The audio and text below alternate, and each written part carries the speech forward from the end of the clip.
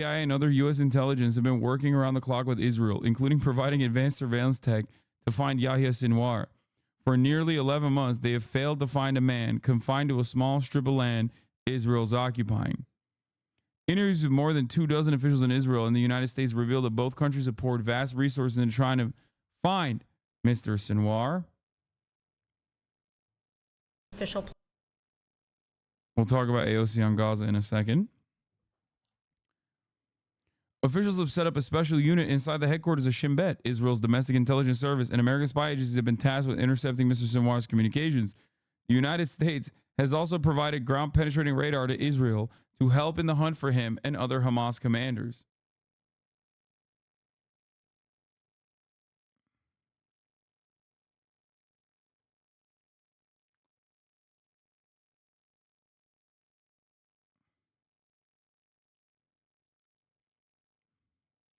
Maybe the CIA is too woke and gay nowadays, yo. They just can't do it.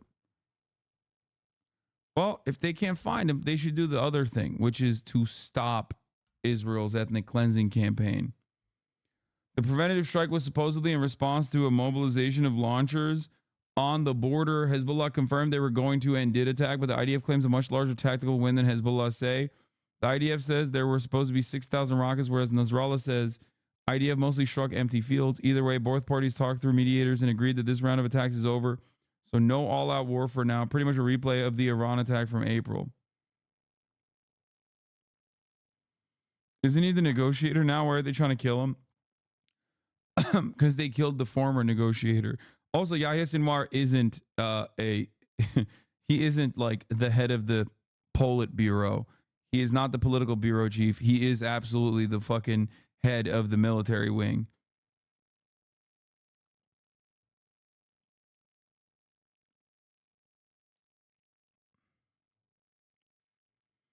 So if they can see through the ground and into the tunnels, why did they ever claim that there was a command and control center?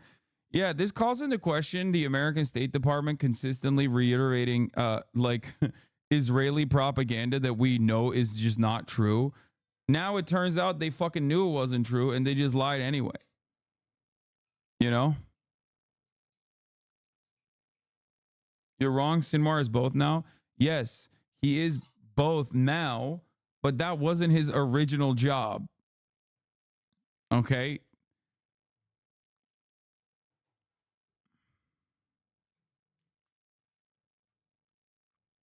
Neither party's official platform, in my opinion, is good on Palestine. I don't think either party right now is doing justice to Palestinians. That doesn't mean that they're the same. I think that a Donald Trump presidency would be absolutely catastrophic. I mean, he's coming out here saying finish the job of a genocide. There's a lot of people with our politics that are having a hard time getting there in terms of supporting Kamala Harris. How do you think we help them get there in November to beat Trump? Yeah, well, I mean, I think, first of all, it's important to emphasize how valid it is. We're looking at over 40,000 Palestinians that have died under Israeli bombardment. And the current U.S. administration has been continued to provide weapons to Israel that have been dropping on innocent Gazans. To me, when I process this, I weigh through all of the people living under extreme levels of oppression, especially outside of places even like New York. I think about the women that are bleeding out in ER rooms because they live in red states. I think about trans kids that are living in places where their entire families are trying to figure out if they need to pack up their entire lives and move somewhere else. We have to hold all of those things at once. And so to me, the conclusion that I've come to is having more people suffer to put on top of the already horrific suffering that's going on in Gaza is not something that I think I'm comfortable with. Yeah, I mean, this is the calculation that's it. This is the liberal calculation on the matter. This like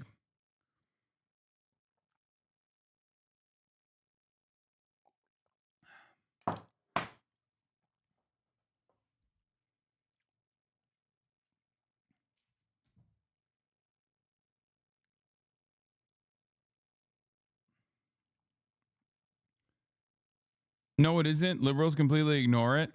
No, ultimately, the pro-Palestinian liberals also fucking make this calculation. This is what they say. Who's going to be better, Trump or Kamala Harris? Or at least Kamala Harris is better on domestic policies than Donald Trump. I get this calculation. I understand it. If that's the calculation that you want to make, go off, kings and queens. Okay? I'm not going to sit here and be like, don't vote for Kamala Harris. Okay? I will, however, say that at the top of the hour, there's a 3-minute ad break. And if you no longer want to see those ads, all you need to do is subscribe for $6 or for free with Twitch Prime. It is the lesser evil. Okay? It is the lesser evil. Top of the hour ad break, greater evil. $6 subscription or a free one in the form of a Twitch Prime, lesser evil.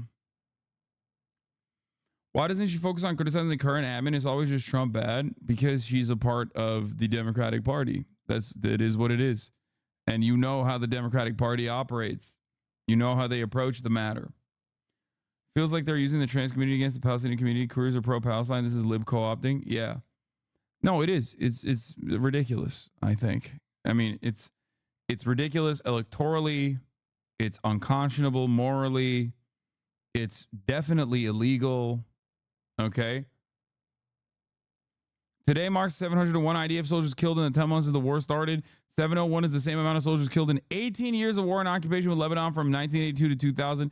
It's almost impressive how this campaign is a failure on literally every strategic and tactical front, except for when it comes to murdering Palestinian babies. Yeah, straight up. Straight up. Israel's economy is in the shitter. Israel's ports are fucking bankrupt. The Israeli society is in a state of utter panic. They're fucking fleeing. They're leaving the goddamn country. Israeli soldiers are getting fucking slaughtered by dudes who made like makeshift bathtub rocket launchers and shit. And it's like, no, we just got to keep it going, baby. We got to keep it fucking going, baby. We got to do it. It just doesn't make any dang sense. Unless, like I tweeted out the other day, you think about how the Democratic Party is approaching the subject matter with the utmost fear, okay? With the amount of fucking fear that I've just, you know, I expect from the Democratic Party, but even this is like a new low for them, honestly. What do I mean by this? Well, there was someone who asked, like, why the fuck don't they do this, right? Eldon Kotz says, honest question, why are Democrats so scared of cutting off weapons for Israel? It's so obviously the right thing to do, both morally and politically. So what are they afraid that would happen? And one answer is, it's because they're evil people and they're bad and they want to do bad things. Okay? Which, you know, I can understand how you would arrive at such a conclusion. I try to be a little bit more critical about this, okay? And my estimation is they're scared of big donors, not just AIPAC, but other big donors who are also genuinely up Israel's asshole, okay? Because remember, Israel has a shit ton of companies on the American stock market, okay? Like an unimaginable number of companies, like more than fucking like India and multiple other nations combined, okay? We are directly tied to Israel economically, financially. So there's that. And there's a lot of people who would be very upset if that was disrupted, okay? Number two, the media onslaught, much worse than Afghanistan withdrawal with 70 days left to campaign. I think that the media is, of course, incredibly ultra-Zionist. Like Western media is terribly ultra-Zionist. That's precisely the reason why they changed the calculation as soon as Israel started striking Lebanon. They were like doing the exact same fucking thing that they were doing for Palestinian babies, but this time for For Lebanon, they were like, oh, well, you don't understand. They were asking for it. Okay, here, let me contextualize why Israel had to do a preemptive strike. Okay.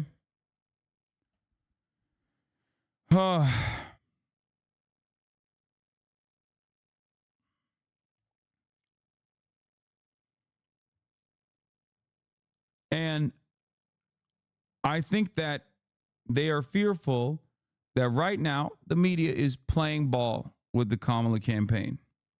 Okay. They're playing ball with the Kamala campaign. It's vibes based. They're fucking great. They're, oh, it's breast summer, all this stuff. Okay.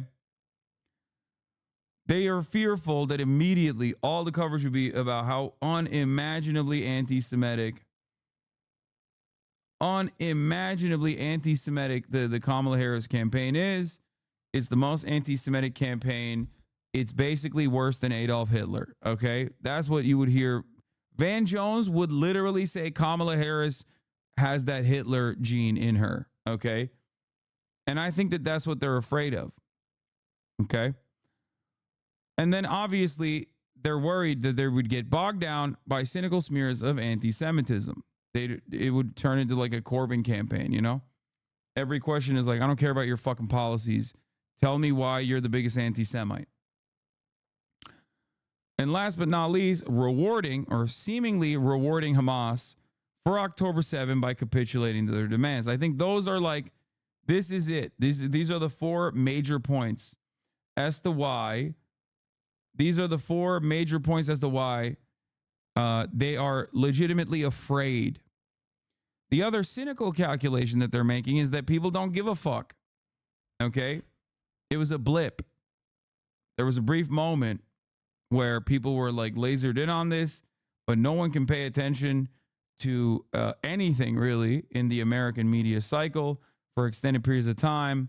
And now that the Kamala momentum is there, they just don't think that people give a shit enough. Like they have made the calculation that more people will be excited at the prospect of a ticket swap and will ride with Kamala from here on out for the next 70 fucking days than feel like, she's just as bad as Joe Biden.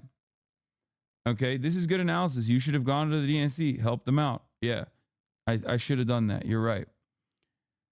My answer to all of that, of course, is obviously Dems outrage Trump without big donors and would activate the Obama for America style door knocker wing of the party. Okay? Like if the Democrats legitimately change course on Gaza and legitimately change course on Israel, it would have an insane amount of activism attached to it. Okay? Like people who literally would, people who would go out and campaign for the Democratic Party. People will be excited for the Democratic Party. No losses, only W's. Okay? Millennial coded Lamau. There are more people who want a ceasefire, even in the media, than rabid ultra-Zionists. I said Lamau to the anti-Semitism, cynical smears of anti-Semitism. That's like so stupid. If anyone takes that seriously, they are the biggest delusional loser on the planet. Okay? And last but not least, ending the genocide as a reward to all humanity, wins votes, loses none.